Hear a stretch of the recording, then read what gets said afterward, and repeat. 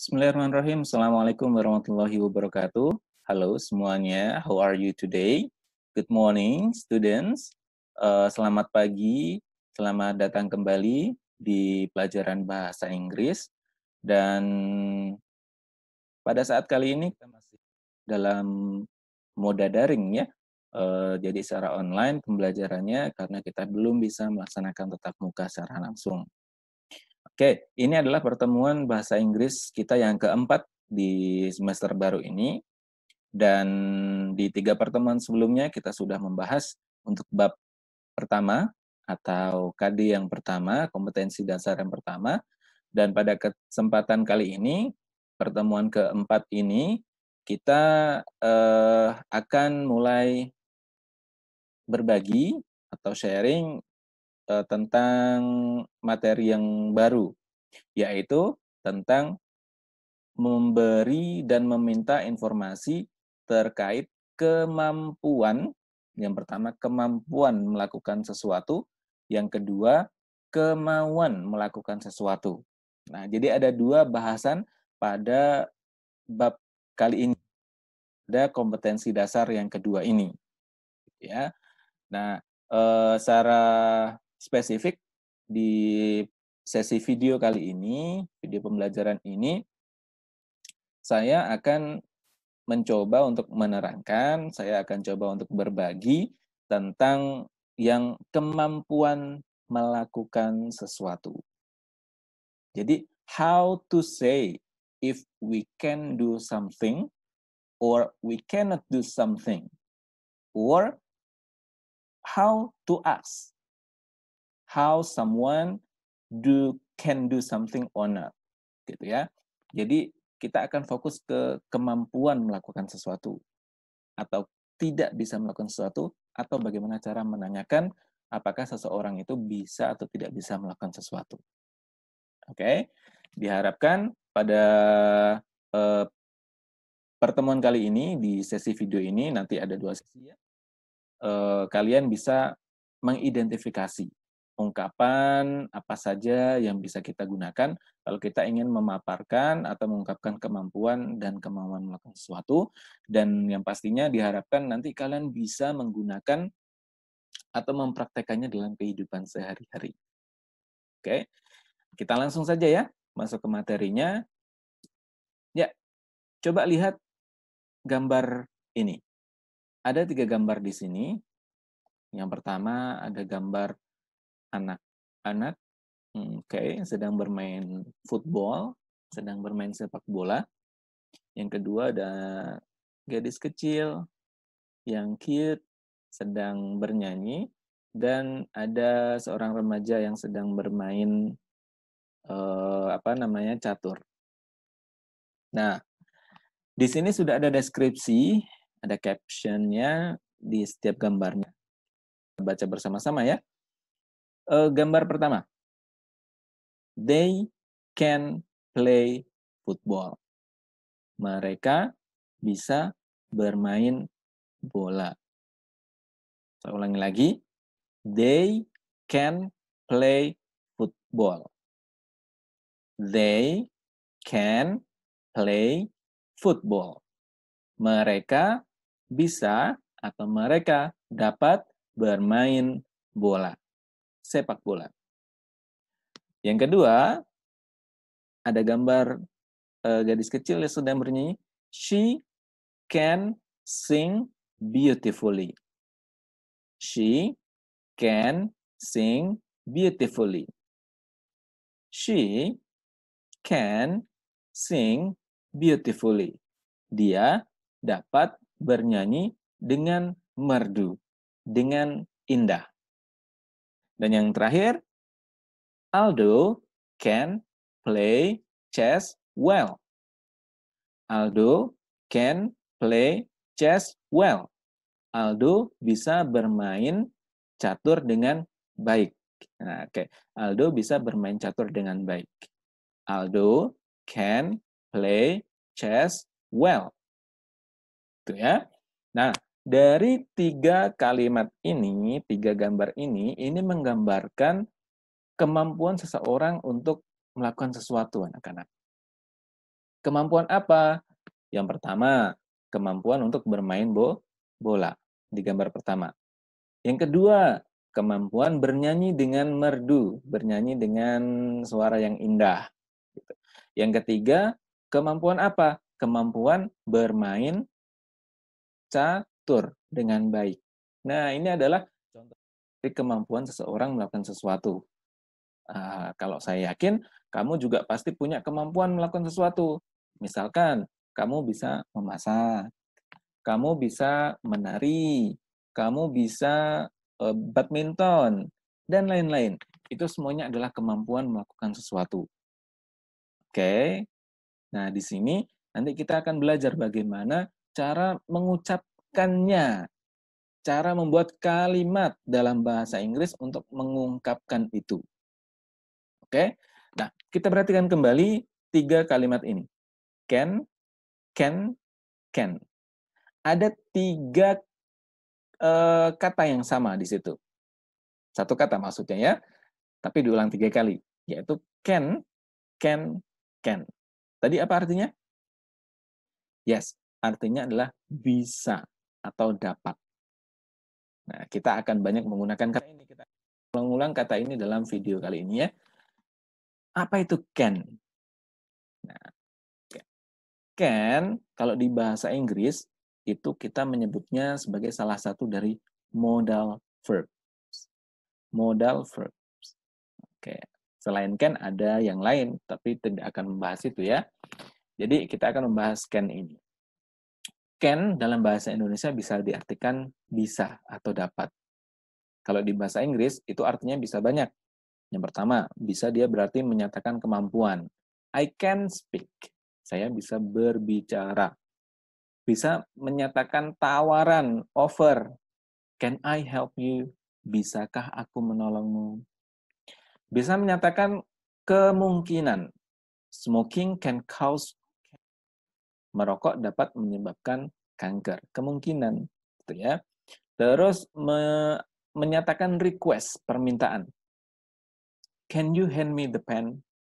Bisakah kamu meminjamiku pulpen? Atau tidak memberikan izin, gitu ya. You cannot smoke here. Kamu tidak bisa merokok di sini. Atau memberikan izin. Can I use, meminta izin maksudnya. Can I use your book, please? Bisakah aku menggunakan bukumu? Jadi banyak fungsinya can ini, tapi untuk kelas 8 ini, di semester ini kalian fokusnya ke yang sini. Ability atau kemampuan. Can, kata can digunakan untuk menyatakan kemampuan. Oke? Selanjutnya. Nah, kita masuk ke materi intinya. Bagaimana caranya membuat kalimat, bagaimana caranya menyatakan kemampuan melakukan sesuatu. Mampu ya? Oke. Kita lihat. Ini adalah pola kalimatnya. Sangat simpel sekali. Pola kalimatnya yaitu ada subjek, ada can, ada verb one. Verb 1, kata kerja bentuk 1. Subjek, diikuti can, diikuti kata kerja bentuk 1. Oke. Kita pindah ke sini. Untuk subjek, di kelas 7, kalau masih ingat, kalian sudah pernah belajar subjective pronoun atau kata kerja ganti subjek.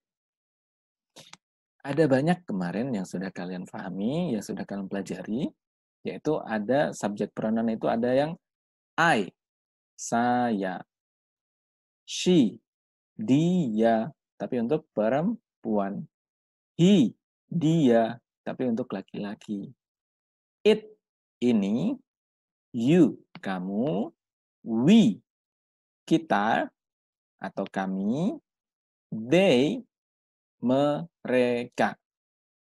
Oke? Jadi subjek itu bisa berupa I, bisa berupa she, bisa berupa he, bisa berupa it, bisa berupa you, bisa berupa we, bisa berupa they. Nah, Selanjutnya diikuti dengan can yang dapat tadi, artinya dapat atau bisa. Sama semuanya. Diikuti dengan verb kata kerja. Play contohnya. Artinya bermain. Nah, kita coba artikan satu. I can play. I can play. Aku bisa bermain. She can play. Dia bisa bermain. He can play. Dia laki-laki bisa bermain. Dan seterusnya sampai they can play. Mereka bisa bermain. Jadi cukup simple sebenarnya anak-anak. Tinggal subjeknya apa, siapa, ditambah can, ditambah play. Tambah kata kerja. Kata kerja nggak harus selalu play ya. Bisa dengan draw, misalkan menggambar. Listen, mendengar. Atau write, menulis. Itu pun bisa. Tergantung dengan bisanya apa. Gitu ya. Atau memasak, misalkan. Memasak. She can cook. Dia, perempuan, bisa memasak. Ya, cook. C-O-O-K. Cook, memasak. Itu pun bisa. Jadi simple, sangat simpel sekali di sini. Tinggal subjek, diikuti dengan can, diikuti dengan kata kerja. Seperti itu. Yuk kita coba praktek untuk membuat kalimat. Nah, ini ada gambar, di samping adalah gambar Pak Amir. Ini Pak Amir yang sedang mengajar. Dia dapat berbicara banyak bahasa. Nah, kemampuannya Pak Amir ini bisa berbicara banyak bahasa. Kita coba buat kalimatnya ya. Tadi diawali dengan subjek. Subjeknya dia. Karena Pak Amir laki-laki, dianya he. Nah, kalau ini perempuan, she. Karena dia laki-laki, he. Dia can, bisa atau dapat, speak, berbicara. Berbicara apa? Many languages. Banyak bahasa. He can speak many languages. Dia dapat berbicara banyak bahasa. Atau he-nya kita ganti dengan Mr. Amir. Boleh. Mr. Amir can speak many languages. Pak Amir dapat berbicara banyak bahasa. Nah, mudah ya? Mudah sekali. He-nya ini mau diganti I juga boleh. I can speak many language. I can speak many languages. Saya dapat berbicara banyak bahasa. Diganti dengan you boleh. You can speak many languages. Kamu bisa berbicara banyak bahasa. Intinya, 3 awal ini ya. Subjeknya, terus tambah can, terus tambah kata kerja. Kata kerjanya bentuk pertama, verb one. Ini ya. Paham ya, nak ya? Sangat mudah sekali. Coba kamu praktekkan, coba kamu tuliskan satu kalimat menggunakan subjek, menggunakan can, menggunakan kata kerja. Coba kamu ketik, kamu tulis, kamu taruh di kolom komentar. Nah, kalau sudah benar, nanti saya beri applause. Kalau belum benar, nanti saya coba bantu untuk membetulkan di kolom komentar. Oke, selanjutnya ini kalau kita bisa, ya, can ini kalau kita bisa melakukan sesuatu. Nah, kalau tidak bisa melakukan sesuatu, bagaimana cara mengungkapkannya? Kita next. Oke. Menyatakan tidak mampu sesuatu. Sedikit berbeda. Perbedaannya hanya sedikit sekali. Sedikit sekali. Kalau mampu, tadi can, bisa. Kalau tidak mampu, pakai cannot. Pakai cannot, tidak bisa. Ini singkatan dari can dan not. Digabung menjadi cannot. Atau ada yang juga mengucapkannya can't. I can't. Tapi untuk pemula mungkin agak bingung membedakannya antara can sama can't. Gitu ya. Tidak apa-apa. Untuk mempermudah saja, kita membacanya cannot. Gitu. Posisinya sama, subjek terlebih dahulu, diikuti dengan cannot, diikuti dengan verb one. Ke sini, ke kolom yang di sini, I cannot play. Saya tidak bisa bermain. She cannot play. Dia tidak bisa bermain. You cannot play. Tidak bisa bermain. We cannot play. Kita tidak bisa bermain. They cannot play. Mereka tidak bisa bermain. Jadi seperti itu. Bedanya hanya di tengah ini. Kalau can tadi bisa, kalau cannot tidak bisa artinya. Simpel kan? Oke, karena hampir mirip dengan yang tadi, kita langsung saja ke prakteknya. Ini ada Maylin sedang mengerjakan pekerjaan rumahnya, PR-nya. Dia tidak bisa mengerjakan PR-nya. Maylin tidak bisa mengerjakan PR-nya. How to say it in English? Bagaimana cara mengucapkannya dalam bahasa Inggris? Oke, kita coba translate ke bahasa Inggris.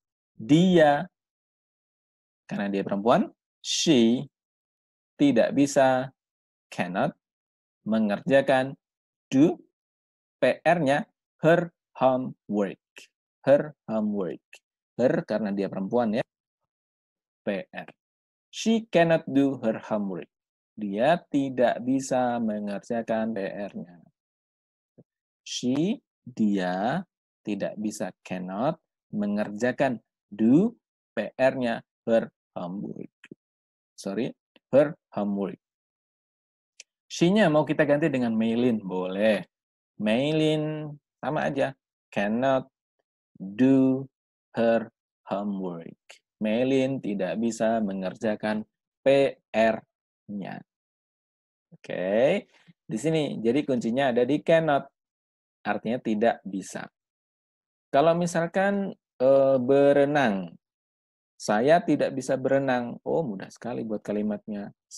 I cannot, tidak bisa berenang, swim. I cannot swim.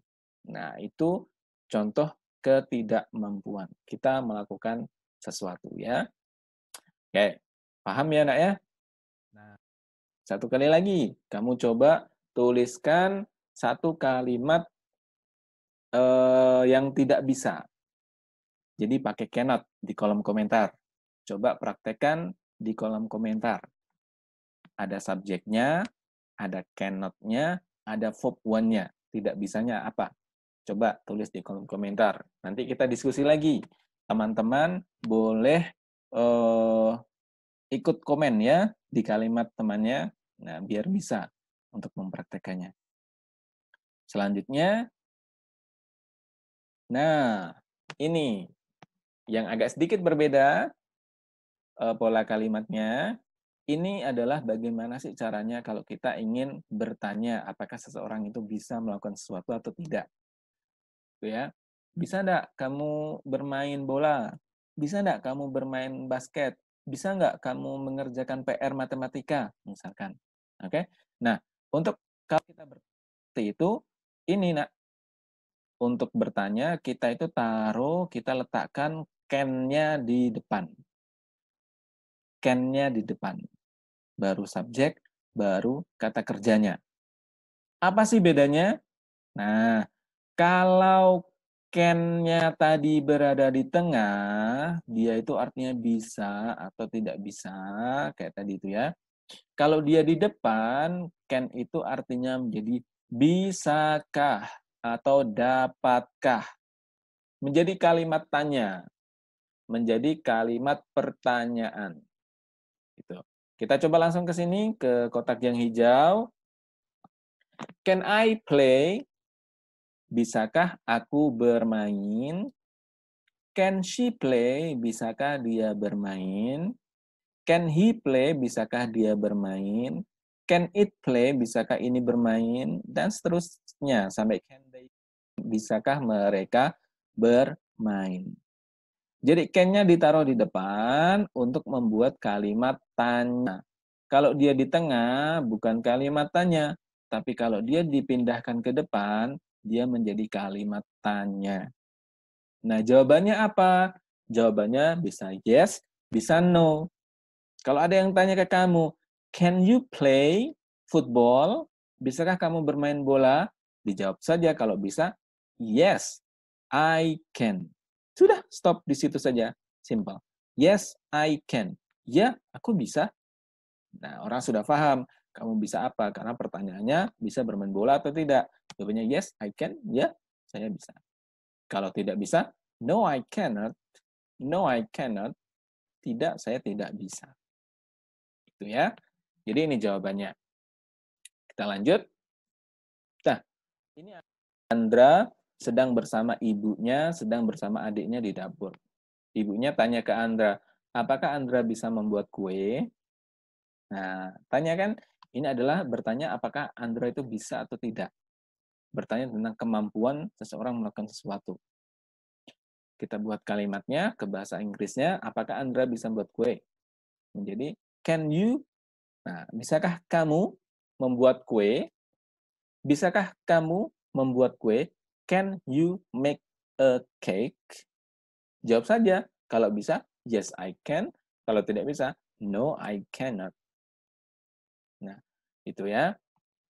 Terus, atau bisa, can he make a cake? Can he make a cake? Dapatkah dia, laki-laki ini, bisa membuat kue? Yes, he can. Ya, dia bisa. No, he cannot. Dia tidak bisa. Atau mau diganti dengan namanya langsung, boleh. Can Andra make a cake? Bisakah Andra membuat kue? Yes, Andra can. No, Andra cannot. Untuk dia tidak bisa. Itu sangat simpel sekali ya, Nak ya. Itu. Jadi untuk pertanyaan, can-nya ditaruh di depan. Kalau di depan, dia artinya bisakah atau dapatkah. Well, oke. Itu adalah 3 cara yang saya bagikan di sini. Untuk yang terakhir ini, boleh sekali lagi kamu komen di kolom komentar dengan cara membuat satu kalimat tanya menggunakan can yang di depan. Apa saja kalimatnya boleh. Can you make a cake? Ini contohnya. Bisa diganti, can you ride a bicycle? Bisakah kamu mengendarai sepeda? Atau can you drive a car? Bisakah kamu menyetir mobil? Atau yang lainnya. Silahkan kalian buat, silahkan kalian tulis di kolom komentar. Oke, dan kita sampai di bagian akhir, yaitu conclusion. Di bagian kesimpulan. Jadi 3 cara tadi sudah saya sampaikan. Yang pertama, kalau kita bisa melakukan sesuatu, ini pola kalimatnya, can di tengah, artinya bisa, aku dapat. Artinya menjadi aku dapat, kamu dapat, dan seterusnya. Tergantung dengan subjeknya ya, tergantung yang depannya. Kalau tidak bisa melakukan sesuatu, tengahnya cannot. Menjadi aku tidak bisa, kamu tidak bisa, kita tidak bisa, mereka tidak bisa, dan seterusnya. Yang terakhir, pertanyaan. Can-nya ditaruh di depan. Dapatkah aku, dapatkah kamu, dan seterusnya. Jadi ini 3 cara ini, minta tolong difahami baik-baik. Kalau perlu dicatat, apa yang ada di slide ini, apa yang sudah saya bagikan ini. Semoga meskipun dengan kondisi yang terbatas ini, kalian bisa memahami materinya dengan baik. Saya, sebelum saya tutup, ini nanti kalian bisa download slide presentasinya di Google Classroom, kelas masing-masing. Dan juga pastinya untuk mengecek kalian paham atau tidak, sudah paham atau belum, kalian buka link latihan yang sudah dibagikan juga di Google Classroom. Itu ya. Jadi untuk membantu kamu memahami materi ini biar lebih paham lagi, kerjakan latihannya. Boleh latihannya itu dikerjakan boleh 2 kali, boleh 3 kali, itu biar hasilnya bisa maksimal. Oke, mungkin itu saja untuk sesi bahasa Inggris pertemuan 4 kali ini. Sampai jumpa di video pembelajaran selanjutnya apabila kita masih daring, apabila kita masih belajar online. Itu saja, mungkin mohon maaf apabila ada salah-salah kata. Saya selalu siap membantu anak-anak dalam memahami pelajaran. Saya selalu siap standby di WA, boleh atau di Google Classroom. Itu saja. Thank you very much for your attention. I close with Assalamualaikum warahmatullahi wabarakatuh.